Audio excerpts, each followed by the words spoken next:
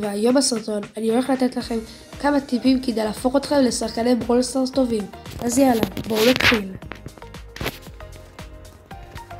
אז דבר ראשון, טיפ ראשון, הולכים פה לסטינג או Edit Controls.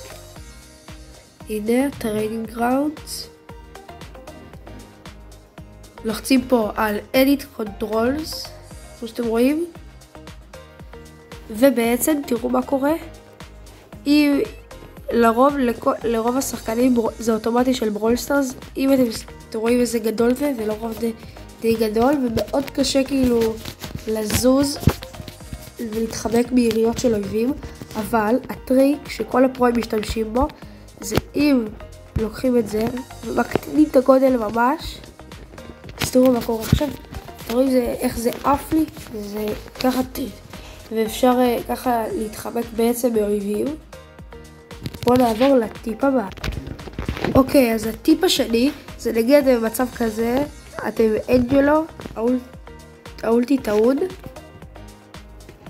טעון נגיד או משהו. הנה אתם רואים האולטי טעון, ונגיד אתם בקרב נגד מישהו ואתם צריכים לברוח ונגיד זה. אז במצב רגיל כמו שאתם רואים הגדית למטה, זה אותו אצבע של הירייה. נגיד אני ככה, אז זה פחות במהירות, אני פחות כאילו, אני צריך לעצור, גם תראו שאני לוחץ על הגאדג'ט, אז זה מאפס לי את כל הזה.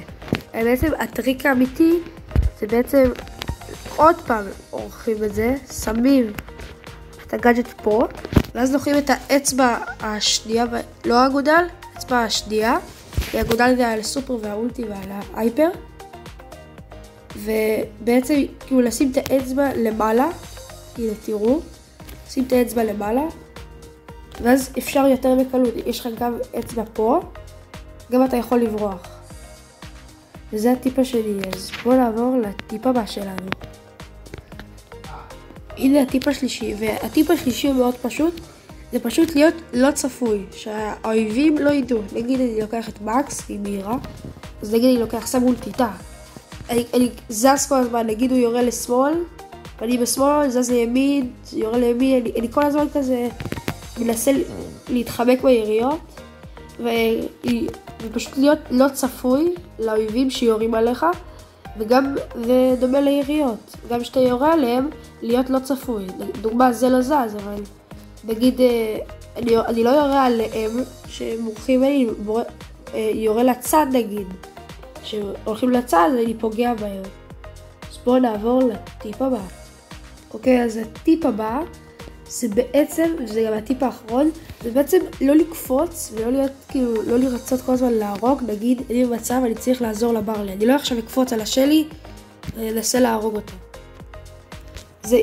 זה בעצם, נגיד, בכל מצב יש מטרה. נגיד, כדורגל, אני צריך להפקיע, ונגיד במצבים שתוקפים, אז אני צריך לעזור. לא תמיד צריך כאילו לתקוף וזה, לפעמים צריך כמובן, אבל לפעמים צריך עוד להפקיע או זה, אז בעצם לא לקפוץ על הריגות. גם במצבים שאני הרגתי 10 אנשים, זה טוב, אבל אם עזרת לקבוצה שלך זה להיות יותר יצירתי וקבוצתי. אז חברים, זה כל הטיפים שהיו להיום, מקווה שנהנתם, ואני אתן לכם, ואם תרצו עוד טיפים לעלות גביעים, תלכו לסרטון האחרון שלי, מקווה שנהנתם, ויאללה ביי.